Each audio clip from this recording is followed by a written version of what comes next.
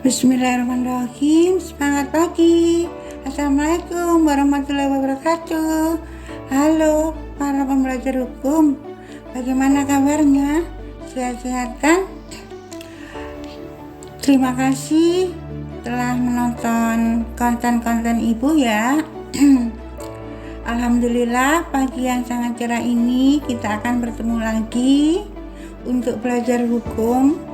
Ini semua karena karunia Allah ya, jadi bersyukur banget bagi yang nonton konten ini untuk nambah wawasan ya. Hari ini kita akan belajar tentang HKI, yaitu hak kekayaan intelektual ya. Apa sih hak kekayaan intelektual itu? Dan ruang lingkupnya apa saja sudah ibu bahas di konten ibu sebelumnya ya. Hari ini kita akan bahas lebih lanjut tentang hak cipta. Baiklah, sebagai rasa syukur kita maka kita berdoa pada Allah SWT, semoga ilmunya manfaat. Berdoa mulai.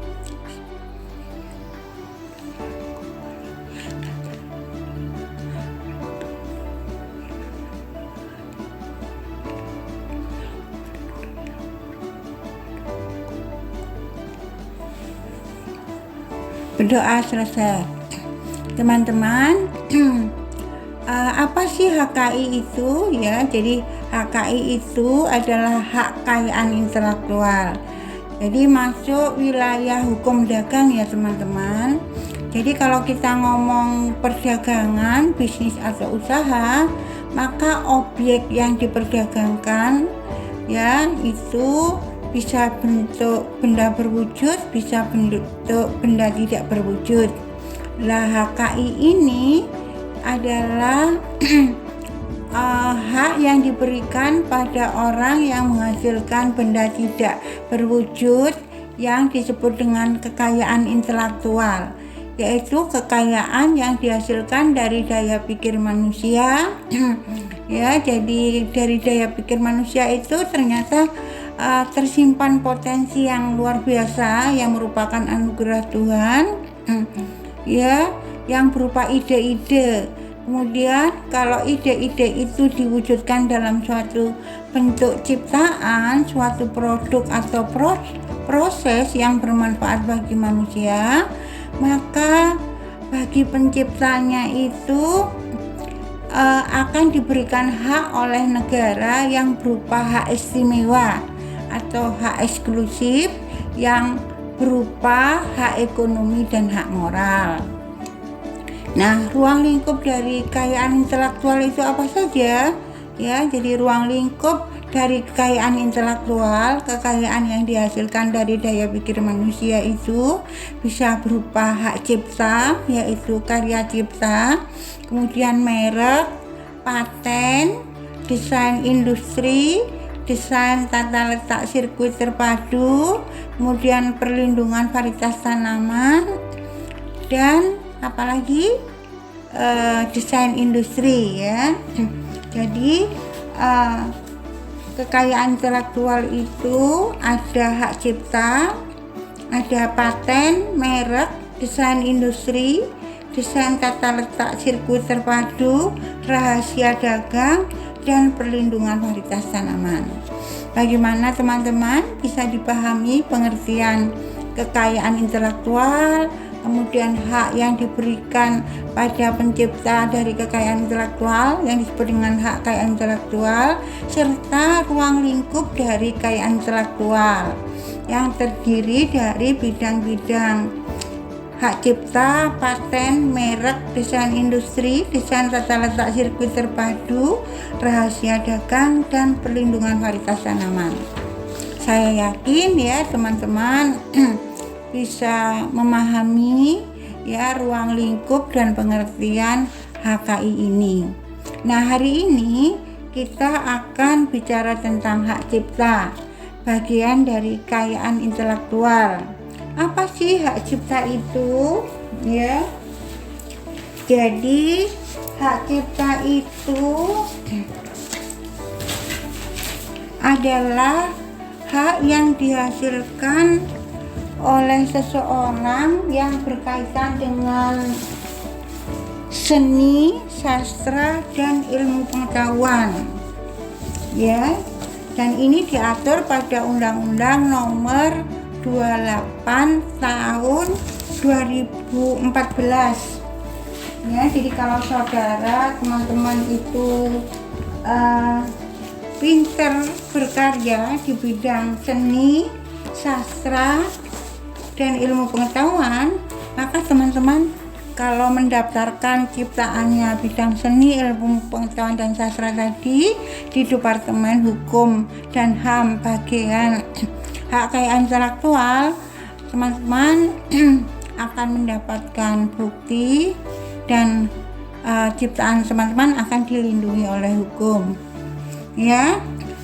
Jadi hak cipta ini diatur pada Undang-Undang Nomor 28 Tahun 2014. Pengertiannya secara yuridis, hak cipta adalah hak eksklusif pencipta yang timbul secara otomatis berdasarkan prinsip deklaratif setelah suatu ciptaan diwujudkan dalam bentuk nyata tanpa mengurangi pembatasan sesuai dengan ketentuan peraturan undang-undang.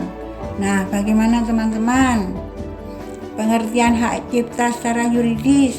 Yuk kita maknai, ya, perjelas dengan melihat unsur-unsur yang ada pada pengertian hak cipta itu. Baiklah, Ibu jelaskan ya. Hak cipta adalah hak eksklusif pencipta.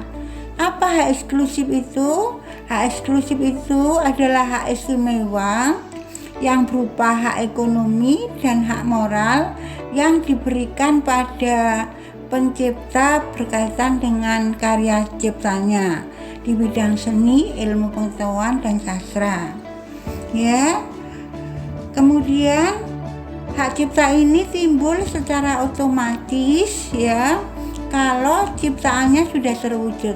Jadi kalau misalnya saudara itu membuat lukisan dan sudah jadi lukisan, maka secara otomatis, ya, teman-teman sudah mendapatkan hak cipta itu, yaitu hak istimewa yang berupa hak ekonomi dan hak ekonomi moral tersebut dari negara sesuai Undang-Undang Nomor 28 Tahun 2014 berdasarkan prinsip deklaratif setelah ciptaan diwujudkan dalam bentuk nyata. Jadi teman-teman akan mendapatkan hak cipta dari negara itu kalau idenya sudah diwujudkan dalam ciptaan, ya, sudah lukisannya sudah terbentuk, kemudian teman-teman kalau lukisannya udah banyak dipamerkan misalnya di Dewan Kesenian Surabaya.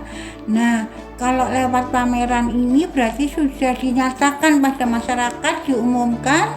Nah, ini teman-teman sudah secara otomatis untuk hak cipta itu sudah mendapat perlindungan. Bagaimana teman-teman, bisa dipahami? Menarik bukan berkaitan dengan hak cipta? Ayo teman-teman yang punya potensi, talenta bidang seni, sastra, dan ilmu pengetahuan, mari berkarya, ya. Jadi ditekuni, misalnya pintar melukis, ya, ditekuni, karena dengan berlatih sering, ya, maka akan muncul karya-karya yang bagus, ya. Kemudian bergabung dengan teman-teman pelukis di Dewan Kesenian, ya, merintis, ya, kemudian nanti pameran bersama. Nah, nanti lukisannya kalau sudah terkenal bisa dijual, ya. Dan ini sudah, kalau sudah ikut pameran, ya, sudah mendapat perlindungan dari negara dengan mendapatkan hak istimewa atau hak eksklusif yang berupa hak ekonomi dan hak moral. Jadi tidak boleh teman-teman itu orang lain misalnya menjual lukisan teman-teman tanpa izin teman-teman, tidak boleh, ya. Kemudian memperbanyak tidak boleh. Hak ekonomi untuk pencipta pelukis ini misalnya itu bisa memamerkan, menjual, memperbanyak, mengumumkan lewat pameran dan sebagainya. Dan ada lagi hak istimewa yang diberikan oleh negara sesuai undang-undang, yaitu hak moral. Jadi pada lukisan itu akan tertera nama pelukisnya, dan ini tidak boleh nama pelukis itu tadi dihapus diganti nama orang lain. Ini termasuk melanggar hak cipta, yaitu hak moral. Bagaimana teman-teman, bisa dipahami? Nanti kita akan lanjutkan ya berkaitan dengan hak cipta. Ya, mohon maaf kalau ada salah kata ya. Jangan lupa like, subscribe, dan komen. Terima kasih.